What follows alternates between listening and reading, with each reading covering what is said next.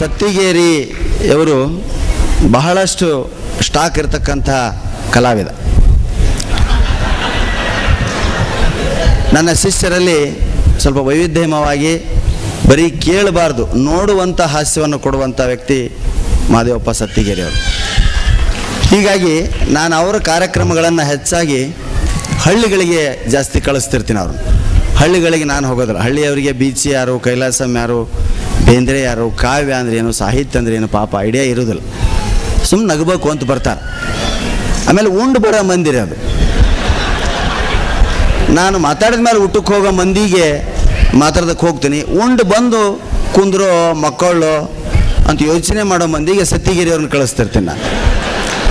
ಯಾಕಂದ್ರೆ ಮಕ್ಕಳವ್ರನ್ನ ಎಬ್ಬಿಸುವಂಥ ಶಕ್ತಿ ಇರೋದು ಸತ್ತಿಗೇರಿಯವರಿಗೆ.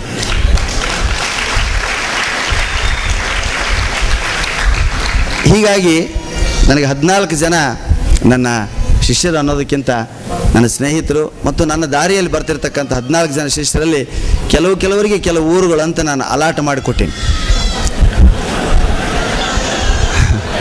ಹೀಗಾಗಿ ಕೆಲವು ಕಾರ್ಯಕ್ರಮ, ಉರುಸು, ಜಾತ್ರೆ, ಮ್ಯಾರೇಜ್ ಪಾರ್ಟಿಗಳು, ಸಾಮೂಹಿಕ ವಿವಾಹ ಸಂದರ್ಭಗಳು, ಅಂಥದ್ರಲ್ಲಿ ಮಾಸ್ ಆಡಿಯನ್ಸ್ ಅಂತೇನಿರ್ತಾರೆ ಅಂಥಲ್ಲಿ ಭಜಂತ್ರಿ, ಸತ್ತಿಗೇರಿ, ಮಲ್ಲಪ್ಪ ಹೊಂಗಲ್ ಈ ಥರದ ವ್ಯಕ್ತಿಗಳು ಭಾಳ ಅದ್ಭುತವಾದಂಥ ರಂಜನೆಯನ್ನು ಕೊಡ್ತಾರೆ. ಇವರು ಇಂಡೋನೇಷ್ಯಾದಲ್ಲೂ ಕೂಡ ಅಲ್ಲಿನ ಕನ್ನಡಿಗರ ಮನವನ್ನು ಗೆದ್ದು ಖಂಡಿತ ಬರ್ತಾರೆ ಅನ್ನೋ ವಿಶ್ವಾಸ ನನಗಿದೆ. ಅದಕ್ಕಾಗಿ ನಾನು ಹಾರೈಸ್ತೇನೆ. ಕಷ್ಟಪಟ್ಟು ಕಲೆಯನ್ನು ತೋರಿಸುವಂಥ ಕಲಾವಿದ ನಮ್ಮ ಸತ್ತಿಗೇರಿಯವರು. ಯಾಕೆ ಎಷ್ಟು ಬೆವಿತಾರೆ ನೋಡ್ರು. ಭಾಳ ಕಷ್ಟಪಟ್ಟು ತಮ್ಮ ಕಲೆಯನ್ನು ಅವ್ರು ತೋರಿಸ್ತಾರೆ ಜನರಿಗೆ. ಆದರೆ ಆ ಹುಮ್ಮಸ್ಸು, ಆ ಉತ್ಸಾಹ, ಕ್ರಿಯೇಟಿವಿಟಿ ನನ್ನ ಎಲ್ಲ ಫಾಲೋವರ್ಸ್ಗಳಕ್ಕಿಂತ ಹೆಚ್ಚಾಗಿ ನಾನು ಸತ್ತಿಗೇರಿಯವರಲ್ಲಿ ಅದನ್ನು ಹೆಚ್ಚು ಕಾಣ್ತೀನಿ. ಹೀಗಾಗಿ ಸತ್ತಿಗೇರಿಯವರು ನನ್ನ ಪ್ರೀತಿಯ ಸ್ನೇಹಿತರಲ್ಲಿ, ಶಿಷ್ಯರಲ್ಲಿ ಒಬ್ಬರು. ಭಾಳಷ್ಟು ಜನ ಕಲಾವಿದರಿದ್ದರು. ಅನೇಕ ಸಾರಿ ವಿದೇಶಕ್ಕೆ ಹೋಗಿ ಬಂದಂಥ ಕೀರ್ತಿಯಲ್ಲಿ ಸತ್ತಿಗೇರಿಯವ್ರ ಹೆಸರು ಮೊದಲ ಸ್ಥಾನದಲ್ಲಿದೆ. ಈ ಭಜಂತ್ರಿಯವರು ಹೋಗಿದ್ದಾರೆ, ನಮ್ಮ ಬೆಳಗಾವಿ ಅರವಿ ಭಜಂತ್ರಿ.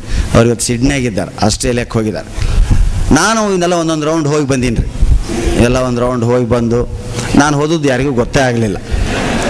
ನಾ ಅವಾಗ ಹೋಗಿ ಬಂದ್ಬಿಟ್ಟು ಇವ್ರದ್ದೆಲ್ಲ ಲಕ್ ಚಲೋ ಐತಿ. ಈಗ ಹೋಗೋ ಮುಂದನೇ ಎಷ್ಟು ಸಂಭ್ರಮ ಐತಿ ರೀ. ನಾವು ಕಾಲ್ರು ಹೋದಂಗೆ ಹೋಗಿ ಬಂದ್ಬಿಟ್ಟು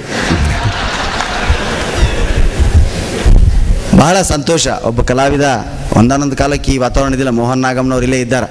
ಅವರು ಹಳೆಯ ಮತ್ತು ಹೊಸ ಒಂದು ಪೀಳಿಗೆಯ ಕೊಂಡೆ ಅವರು. ಅವಾಗ ಕಲಾವಿದ ಏನು ಮಾಡಿದ್ರು ಪೇಪರ್ನೇ ಬರೀತಿದ್ರು. ಈಗ ಎಲ್ಲ ಮಾಧ್ಯಮಗಳದಾವ. ಟಿ ವಿ ಅವರಂತೂ ಬೆನ್ನ ಬಿದ್ದಿರ್ತಾರೆ ನಮಗೆ. ನಿಮ್ಗೆ ಗೊತ್ತ, ನಮ್ಗಿಂತ ಮೊದಲು ಅವರೇ ಇರ್ತಾರೆ. ಈ ಅವಾರ್ಡ್ ಏನಾರು ಕೊಡ್ಬೇಕಾಗಿತ್ತು ಅಂದ್ರೆ ಫೋಟೋಗ್ರಾಫರ್ಗೆ, ಟಿ ವಿ ಅವರಿಗೆ ಕೊಡಬೇಕು. ಯಾಕಂತ ಕೇಳ್ರಿ, ಈಗ PT ಉಷಾ ಓಡ್ತಾಳೆ. ಆಕೆ ಓಡು ಮುಂದೊಂದು ಫೋಟೋ ತೆಗಿತಾರೆ. ಆಕೆಗಿಂತ ಮೊದಲು ಹೋಗಿ ಆಕೆ ಏನು ಗುರಿ ದಾಟ್ತಾಳೆ ಅಲ್ಲೊಂದು ಫೋಟೋ ತೆಗಿತಾರೆ.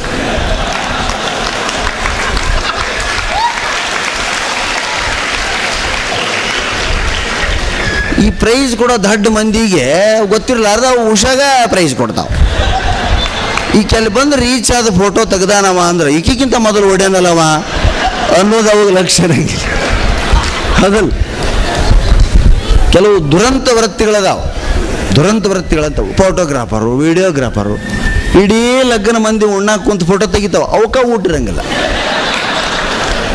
ಬರ್ರಪ್ಪ ಉಂಡ್ರಿ ಅಂತ ಯಾರು ಕರಿಬೇಕ್ರಿ? ಎಲ್ಲ ಉಣ್ಣಾಕುಂತಾಗೆ MLA ಬಂದಾರ, ಅವ್ರ ಫೋಟೋ ತೆಗಿ, ವಿಡಿಯೋ ಮಾಡ, ಕೌನ್ಸಿಲರ್ ಬಂದಾರ, ಚೇರ್ಮನ್ ಬಂದಾರ, ಕಾರ್ಪೊರೇಷನ್ ಮೆಂಬರ್ ಬಂದಾರ, ಬರೇ ಅವ್ರದ್ದು ತೆಗಿ. ಇವ್ರನ್ನ ಉಂಡಿರೇನು ಅಂತ ಕೇಳೋರು ಇರಂಗಿಲ್ಲ.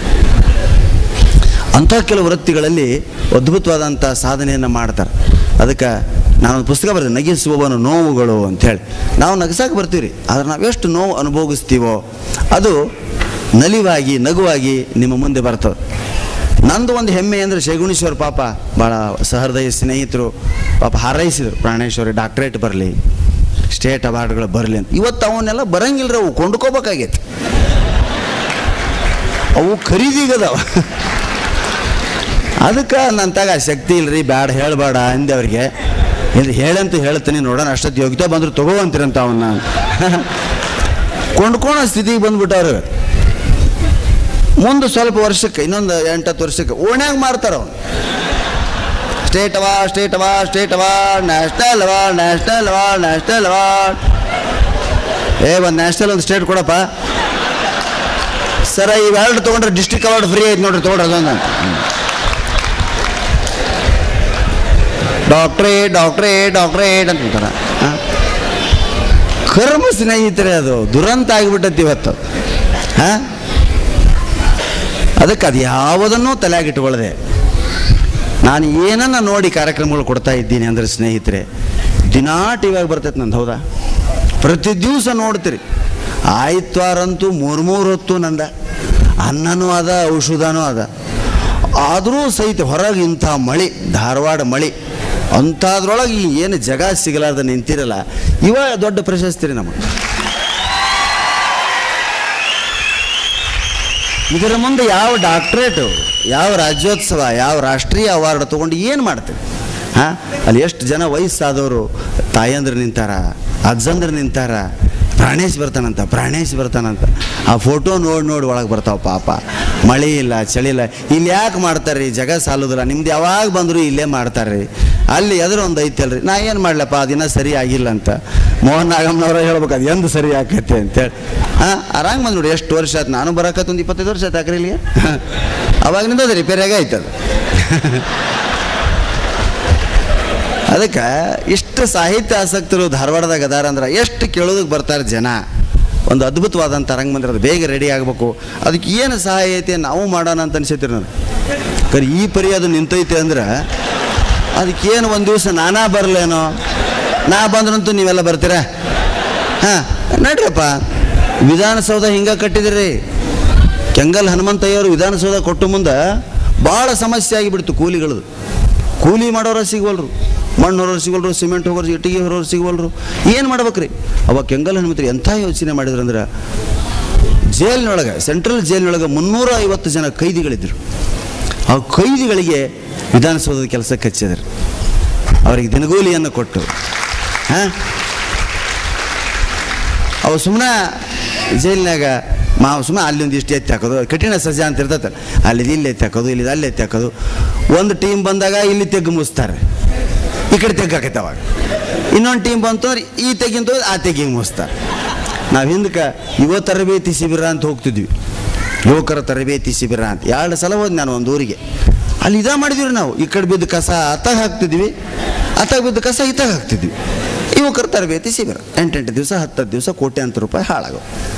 ಅದಕ್ಕೆ ಹಂಗೆ ಕೆಂಗಲ್ ಹನುಮಂತಯ್ಯನವರು ಆ ಜೈಲಿನ 350 ಕೈದಿಗಳನ್ನು ತಗೊಂಡು ವಿಧಾನಸೌಧವನ್ನು ಕಟ್ಟಿಸಿದರು. ಒಂದೊಂದು ವಿಧಾನಸೌಧ ಇಟ್ಟಿಗೆ ಒಬ್ಬೊಬ್ಬ ಜೈಲು ಕೈದಿಯ ಪರಿಶ್ರಮ, ಬೆವರು, ರಕ್ತ ಇದೆ ಸ್ನೇಹಿತರೆ. ಅವರು ಪಾಪ ಒಳ್ಳೇದಕ್ಕೆ ಮಾಡಿದರು. ಅದು ಏನು ಶಾಪ ಏನೋ. ಈಗ ವಿಧಾನಸೌಧಕ್ಕೆ ಯಾರು ಹೋಗ್ತಾರ ಅವರೆಲ್ಲ ಜೈಲಿಗೆ ಹೋಗಕತ್ತಾರೆ. ಅದೇನು ಅವ್ರು ಕೆಲಸ ತೊಗೊಂಡಿದ್ರ ಪರಿಣಾಮ ಏನು? ಪಾಪ ಅವ್ರು ಕೆಂಗಲ್ ಹನುಮಂತ ಒಳ್ಳೆ ಅಭಿಪ್ರಾಯದಿಂದೆಲ್ಲ ಮಾಡಿದ್ರಿ. ಈಗ ಇವು ಒಳಗೆ ಹೋದ ಮಂದಿ ಹಿಂಗೆ ಅನ್ನಕತ್ತೈತಿ, ಇವು ಕೈದಿಗಳು ಕಟ್ಟ್ಯಾರಪ್ಪ, ಅವ್ರ ಶಾಪ, ನಾವೆಲ್ಲ ಒಳಗೆ ಬರಕತ್ತೀವಿ. ಅದಕ್ಕೆ ಈ ದೇಶದೊಳಗೆ ಏನು ಮಾಡಿದ್ರು ಅದ್ರ ಉಲ್ಟಾ ಹೊಡಿತೈತ್ರಿ, ರಿವರ್ಸ್ ಹೊಡಿತೈತೆ ಸ್ನೇಹಿತರೆ. ಹಾಸ್ಯಕ್ಕೆ ಇಂಥದೇ ವಸ್ತು ಅಂತಿಲ್ಲ. ಹಾಸ್ಯವನ್ನು ಎಲ್ಲ ರೀತಿ ಹೇಳ್ಬೋದು ಅನ್ನೋದನ್ನು ಸತ್ತಿಗೇರಿ ತೋರಿಸ್ಬಿಟ್ರು. ಲೈಟು, ಜಾನಪದ ಹಾಡು, ಆ ವ್ಯತ್ಯಾಸಗಳು, ಆ ಹಾವಭಾವ. ಅದಕ್ಕೆ ಪ್ರತಿಯೊಬ್ಬರೂ ಹಾಸ್ಯಗಾರರಾಗ್ಬೋದು. ನಮ್ಮೆಲ್ಲರ ದೃಷ್ಟಿ IAS ಮಾಡಬೇಕು, KS ಮಾಡಬೇಕು, ಡಿಪ್ಲೊಮಾ, ಇಂಜಿನಿಯರಿಂಗು. ನಾವು ವೃತ್ತಿ ಕಡೆ ಹೋಗ್ತೀವಿ, ಪ್ರವೃತ್ತಿ ಕಡೆ ಯಾರೂ ಬರೋಂಗಿಲ್ಲ. ನಮ್ಗೆ ಇದರಿಂದ ಲಾಭ ಏನ್ರಿ ಅಂತಲೇ ಯೋಚನೆ ಮಾಡ್ತೀವಿ. ನಾವೆಲ್ಲ ಈ ಫೀಲ್ಡಿಗೆ ಬಂದಾಗ ಲಾಭ ಏನೈತೆ ಅಂತ ಯೋಚನೆನೇ ಮಾಡಲಿಲ್ಲ ರೀ. ಶಾಲ್ಯಾಗ ದಡ್ಡರು ನಾವು, ಮಾರ್ಕ್ಸ್ ಬಹಳ ಕಡಿಮೆ ತೊಗೊತಿದ್ವಿ. ಕೆಲಸಕ್ಕೆ ಬಾರದವರು ಅಂತಲೇ ತೀರ್ಮಾನ ಆದವ್ರು ನಾವೆಲ್ಲ. ಮಾಸ್ತರ್ ಒಳಗೆ ಬಂದ್ಗಳೇ ಪ್ರಾಣೇಶ್ ಬಂದ, ನಾನು ಬಂದಾನ್ರಿ ಆತು, ಅವನೇನು ಉದ್ಧಾರ ಆಗ್ತಾನೋ? ಯಾವಾಗ ನೋಡಿದ್ರು ಭಾಷಣ, ಹಾಡು, ನಾಟಕ, ಸಿನಿಮಾ ಅಂತಾನ. ಅವನಿಗೆ ಜನ್ಮದಾಗ ಉದ್ಧಾರ ಆಗೋದ್ರ ಆಶೀರ್ವಾದ ಮಾಡೇ ಪಾಠ ಶುರು ಮಾಡ್ತಿದ್ರು ಮಾಸ್ಟ್ರು. ನೋಡ್ರಿ, ಮಾಸ್ತರ್ ಏನು ಮಾಡಿದ್ರು ಅದು ಆಶೀರ್ವಾದ ಆಕೈತೆ ಅನ್ನೋದಕ್ಕೆ ಅವ್ರು ಉದ್ಧಾರ ಆಗೋದಿಲ್ಲ ಒಂದೊಂದನ್ನು ಉದ್ಧಾರ ಆಗಿಬಿಟ್ವಿ. ಹೌದಾ? ಅದಕ್ಕೆ ಗುರುಮುಖೇನ ಬಂದದ್ದು ಏನೇ ಇರಲಿ ಅದು ಆಶೀರ್ವಾದವೇ ಆಗ್ತಾನೆ. ಅದಕ್ಕೆ ಉದಾಹರಣೆ, ಇವತ್ತು ಮಾಸ್ತರ್ ಬೈದ ಅಂದ್ರೆ ಹೋಗಿ ಆತ್ಮಹತ್ಯೆ ಮಾಡ್ಕೊತಾರೆ. ಸ್ಟ್ಯಾಂಡಪ್ ಅಂದಿ ಬೆಂಚ್ ಅಂದಂತೆ ಅವನ ಮಾಸ್ತರ್ ಅದ್ರಿ, ಭಾಳ ಮಂದಿ ಅದಿರಿ ಇಲ್ಲಿ ಮಾಸ್ತರದ ಇದೆಲ್ಲ. ಇಷ್ಟು ಹಕ್ಕು ಕಳ್ಕೊಂಡಾರ ಮಾಸ್ತರ್ಗಳು ಅಂದ್ರೆ ಹುಡ್ರನ್ನ ಬೈಯಂಗಿಲ್ರಿ, ಅಷ್ಟು ಸೂಕ್ಷ್ಮ ಆಗ್ಯಾವ, ಭಯಂಕರ ಡೆಲಿಕೇಟ್ ಆಗ್ಯಾವ ಹುಡ್ರು. ಧೈರ್ಯನೇ ಇಲ್ಲ, ಕಾನ್ಫಿಡೆನ್ಸೇ ಇಲ್ಲ. ಬದುಕು ಅಂದ್ರೆ ಒಂದು ಡಿಗ್ರಿ ತೊಗೊಳ್ಳೋದು, ಒಂದು ಮಾರ್ಕ್ಸ್ ಕಾರ್ಡ್ ತೊಗೊಳ್ಳೋದು, ರ್ಯಾಂಕ್ ಬರೋದು, ಗೋಡು ಇದೆ. ನಿಮ್ಗೆ ಡಿಗ್ರಿ 98 ಡಿಗ್ರಿ ಸರ್ಟಿಫಿಕೇಟ್ ಕೊಡ್ತಾರೆ. ಆದರೆ ಪ್ರಪಂಚದಾಗ ಬದುಕಿದ್ರೆ ಬದುಕಾಕ ಆ ಮಾರ್ಕ್ಸ್ ಕಾರ್ಡ್ ತೋರಿಸಿದ್ರೆ ಯಾರೋ ನಿಮಗೆ ಕೆಲಸ ಕೊಡೋದಿಲ್ಲ. ಈಗ ನೀವು ಕಾರ್ಡ್ನಾಗ ಹೊಂಟಿರ್ತೀರಿ, ನಿಮ್ಮ ತಾಗ ಬಂದೂಕದ ಲೈಸೆನ್ಸ್ ಇರ್ತೈತಿ. ಹುಲಿ ಬಂತು ಅಂದ್ರೆ ಲೈಸೆನ್ಸ್ ತೋರಿಸಿದ್ರೆ ಹುಲಿ ಓಡೋಕತ್ತೇನ? ಲೈಸೆನ್ಸ್ ಐತಿ ನಂತಾಗ ಅಂದ್ರೆ ಬಂದೂಕ ಹೊಡಿಬೇಕಾಗತ್ತೆ. ಬಂದೂಕಿ ಹಂಗೆ ನಿಮ್ಮ ಸರ್ಟಿಫಿಕೇಟ್ ನೋಡಿ ಯಾರೂ ನೌಕರಿ ಕೊಡೋಂಗಿಲ್ಲ. ಸರ್ಟಿಫಿಕೇಟ್ನ ಹೊರತಾಗಿ ನಿಮ್ಮಲ್ಲಿ ಏನದ ಕ್ರಿಯೇಟಿವಿಟಿ ಏನದ. ಇಂಜಿನಿಯರ್ ಆಗ್ತೀವಿ ನಾವು, ಅಲ್ಲಿ ಏನು ಪ್ಲಾನ್ ಅದು ಏನು ಕಲಿಸಿರ್ತಾರೆ ಅದು ಮಾಡ್ತೀವಿ. ಡಾಕ್ಟರ್ ಆಗ್ತೀವಿ, ಅಲ್ಲಿ ಏನು ಓದಿರ್ತೀವಿ ಅದು ಮಾಡ್ತೀವಿ. ಇದೆಲ್ಲಕ್ಕಿಂತ ಮಿಗಿಲಾದದ್ದು ಜೀವನಾನುಭವ. ಆ ಜೀವನಾನುಭವನ ನೀವು ಗಳಿಸಿಕೊಳ್ಬೇಕು ಸ್ನೇಹಿತರೆ. ಇವತ್ತು ಜೀವನಾನುಭವನೇ ಇಲ್ಲ.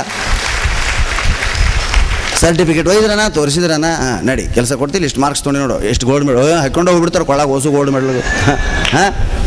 ಅದಕ್ಕಿಂತ ಹೆಚ್ಚಾಗಿ ಪಾಲಕರಲ್ಲಿ ನಾನು ಒಂದು ವಿನಂತಿ ಮಾಡ್ಕೊಳ್ಳೋದಿಷ್ಟ, ಮಕ್ಕಳನ್ನು ಆತ್ಮವಿಶ್ವಾಸಿಗರನ್ನಾಗಿ ಮಾಡಿರಿ, ಅಭಿಮಾನಿಗಳನ್ನಾಗಿ ಮಾಡಿರಿ, ದುರಭಿಮಾನಿಗಳನ್ನಾಗಿ ಮಾಡಬೇಡ್ರಿ, ಮತ್ತು ಅಭಿಮಾನಿಗಳನ್ನಾಗಿ ಮಾಡಿರಿ. ಈ ವಿಷಯಕ್ಕೆ ನಾನು ಬರೀ ಉತ್ತರ ಕರ್ನಾಟಕ ಅನ್ನೋದಕ್ಕೆ ನಾನು ಬೆಂಗಳೂರಾಗ ಬೈತಾರೆ. ಉತ್ತರ ಕರ್ನಾಟಕ ಬೆಂಗಳೂರು ಕರ್ನಾಟಕ ಅಂತ ಬೇರೆ ಮಾಡಬೇಡಿ ಪ್ರಾಣೇಶ್ ಅಂತ. ಇಲ್ಲಿ ಮತ್ತೊಂದು ಮಾಡಿದ್ವಿ, ಇವತ್ತು ಹೈದರಾಬಾದ್ ಕರ್ನಾಟಕ ಅಂತ ಒಂದು ಮಾಡಿದ್ರು. ಶೇಗುಣೇಶ್ವರ್ ಪ್ರಾಣೇಶ್ವರ್ ಹೈದರಾಬಾದ್ ಕರ್ನಾಟಕ, ನಮ್ದು ಉತ್ತರ ಇನ್ನೂ ಬೈತಾರೆ ಅವ್ರು ಕೇಳಿದ್ರೆ. ಅಖಂಡ ಕರ್ನಾಟಕ ಇದೆ, ಎಲ್ಲರೂ ಒಂದೇ. ಭಾಷಾವಾರ ಪ್ರಾಂತಗಳಾಗ್ಯಾವ ಅಷ್ಟೇ.